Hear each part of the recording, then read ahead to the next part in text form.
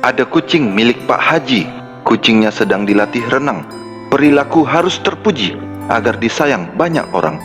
Shalom, saudara yang dikasihi Yesus, kita bertemu lagi dalam renungan pagi dari YouTube channel Hidup Karena Kasih Karunia Allah. Apa kabar, sahabat dalam Yesus?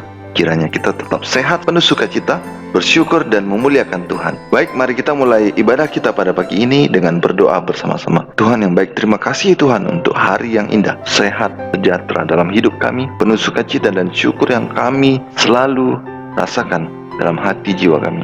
Biarlah Tuhan, kami dalam hari ini dan sampai selama-lamanya tetap memuliakan Engkau, mengagungkan dan meninggikan-Mu dalam segenap langkah pemikiran, kata, dan perbuatan kami. Terima kasih Bapa atas segalanya. Jadilah kehendak-Mu dalam hidup kami. Berikanlah kami pemikiran yang luas dan kebijaksanaan-Mu untuk mengerti firman-Mu pada pagi ini Tuhan, sehingga kami bisa melakukannya dalam segenap hidup kami, sehingga Engkau saja Allah yang disembah, yang ditakuti dan dihormati seluruh umat dengan sepenuh hati dan rendah hati. Inilah doa dan permohonan kami Bapa, di dalam nama Yesus Kristus Tuhan dan Penebus kami berdoa dan mengucap syukur selalu. Amin. Renungan pagi kita pada hari ini, Jumat 31 Juli 2020, berjudul Bahaya dari Percaya Diri Sendiri. Mari kita baca ayat hafalan bersama-sama. Bahkan kami merasa seolah-olah kami telah dijatuhi hukuman mati, tetapi hal itu terjadi supaya kami jangan menaruh kepercayaan pada diri kami sendiri, tetapi hanya kepada Allah yang membangkitkan orang-orang mati. Tertulis dalam 2 Korintus 1 ayat 9. Pikiran, saudaraku, harus dipusatkan pada Allah. Kita harus berusaha dengan sungguh-sungguh mengalahkan kecenderungan-kecenderungan jahat dari hati alamiah kita. Usaha kita, penyangkalan diri dan ketabahan kita haruslah sebanding dengan nilai tak terbatas yang harus kita kejar. Hanya dengan mengalahkan sebagaimana Yesus telah kalahkan, maka kita akan memenangkan mahkota kehidupan. Bahaya manusia yang besar ialah menipu diri sendiri, memanjakan rasa kepuasan sendiri, dan dengan begitu memisahkan diri dari Allah, sumber kekuatannya. Kecenderungan kita yang alamiah, kecuali dibetulkan oleh Roh Kudus Allah, memiliki dalam dirinya benih-benih kematian moral. Kecuali kita berhubungan dengan Allah, kita tidak dapat menolak pengaruh pemanjaan diri yang tidak disucikan, cinta diri dan godaan berbuat dosa. Untuk memperoleh pertolongan dari Tuhan, kita harus menyadari kebutuhan kita. Kita harus benar-benar mengenal diri kita sendiri. Hanya orang yang mengenal dirinya sebagai orang berdosa yang dapat diselamatkan oleh Tuhan. Hanya setelah melihat diri kita yang tidak berdaya dan setelah meninggalkan rasa percaya diri sendiri, barulah kita dapat berpegang pada kuasa ilahi. Bukan hanya pada permulaan kehidupan keagamaan, penyangkalan diri itu dilakukan pada setiap langkah menuju surga. Hidup itu harus dibarui. Semua perbuatan kita yang baik bergantung pada satu kuasa di luar diri kita sendiri. Karena itu perlu jangkauan hati yang terus-menerus kepada Allah, satu pengakuan dosa yang sungguh dan senantiasa merendahkan jiwa di hadapannya.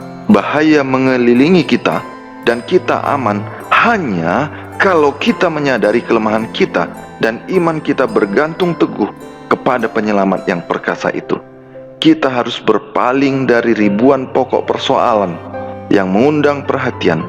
Ada hal-hal yang menghabiskan waktu dan menimbulkan pertanyaan, tetapi berakhir dalam kekosongan. Minat tertinggi menuntut perhatian dan tenaga yang sungguh-sungguh yang begitu sering diberikan kepada hal-hal yang relatif tidak berarti. Pengetahuan akan Allah dan Yesus Kristus yang dinyatakan dalam tabiat adalah suatu kehormatan di atas segala hal lain yang dinilai di dunia atau di surga.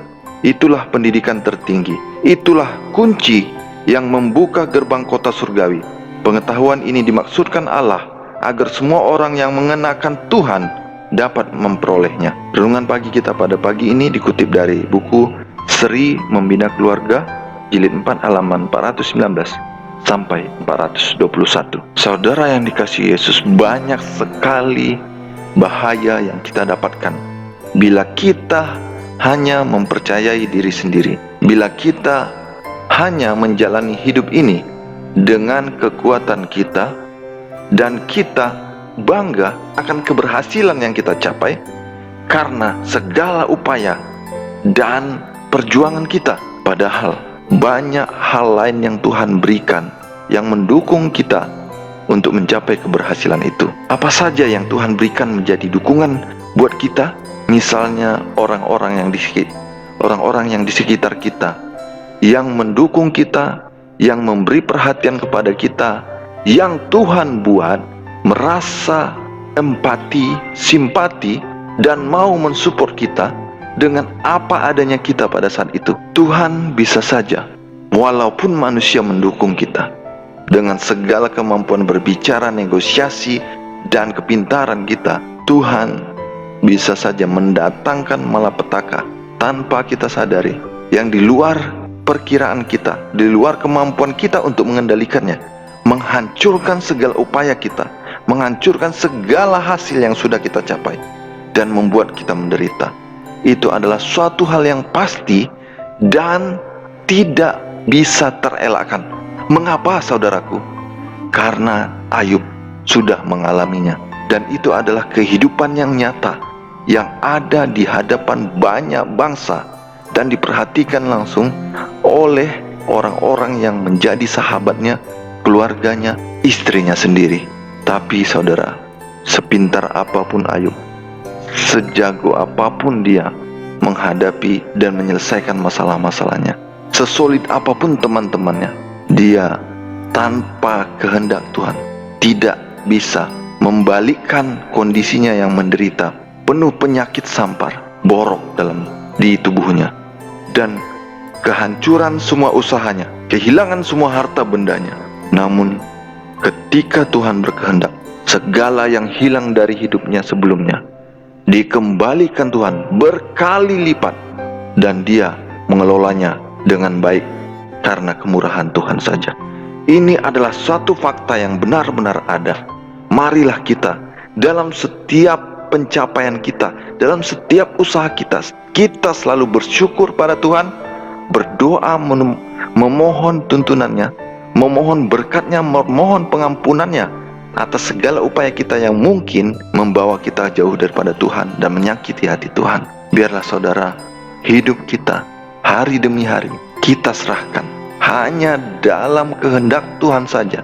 Biarlah Tuhan yang bekerja bagi kita, dan kita dengan segala apapun hasil yang kita dapatkan, kita selalu katakan puji syukur atas segala kemurahan Tuhan, sehingga saya dapat mencapai titik ini, memperoleh hal ini, menikmati berkat yang luar biasa ini. Dan biarlah kita juga menjadi saluran berkat Tuhan, menyampaikan kabar kasih karunia Tuhan, kabar baik, keselamatan, sukacita, dan kemuliaan Tuhan dalam hidup kita dan bagi sesama kita yang ada di seluruh muka bumi ini. Mari kita nikmati hari-hari kita, bersyukur dan memuliakan Tuhan, dan biarlah nama Tuhan yang selalu disorak-soraikan dalam pujian syukur yang luar biasa. Kita sama-sama berdoa.